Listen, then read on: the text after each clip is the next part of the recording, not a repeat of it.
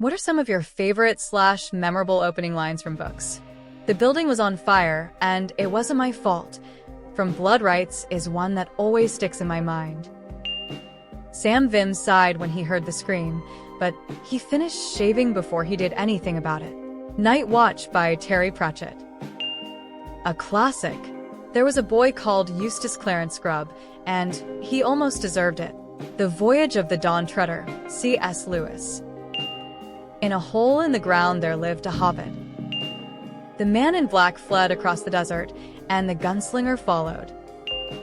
At the height of the long wet summer of the 77th year of Sendivani, the thief master of Camor paid a sudden and unannounced visit to the eyeless priest at the temple of Perilandro, desperately hoping to sell him the Lamora boy.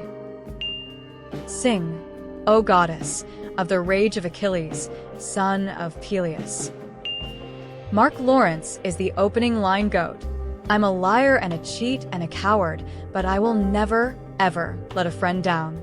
Unless, of course, not letting them down requires honesty, fair play, or bravery. Prince of Fools. It is important, when killing a nun, to ensure that you bring an army of sufficient size. Red Sister. His followers called him Mahazamatman and said he was a god. He preferred to drop the Maha and the Atman, however, and called himself Sam. He never claimed to be a god. But then, he never claimed not to be a god. Circumstances being what they were, neither admission could be of any benefit. Silence, though, could. From Lord of Light, by Roger Zelazny. Everything must begin somewhere, though some physicists disagree. Hogfather, Sir Terry Pratchett. One cannot raise walls against what has been forgotten from the darkness that comes before by R. Scott Backer. It was the day my grandmother exploded, the crow rode. It was a pleasure to burn. I would have lived in peace, but my enemies brought me war. The man in black fled across the desert, and the gunslinger followed. From The Gunslinger, The Dark Tower No. 1, by Stephen King.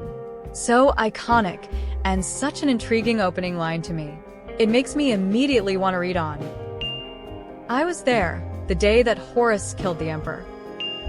Say what you will about Rothfuss, but his recurring prologue about a silence of 3 parts is genius and iconic. Before she became the girl from nowhere, the one who walked in, the first and last and only, who lived 1,000 years, she was just a little girl in Iowa named Amy. Amy Harper Belafonte. / the passage *, Justin Cronin. Does After the Prelude count? Seth Sun Sunvalano, truthless of Shinovar, wore white on the day he was to kill a king. I have always loved the opening to Hyperion.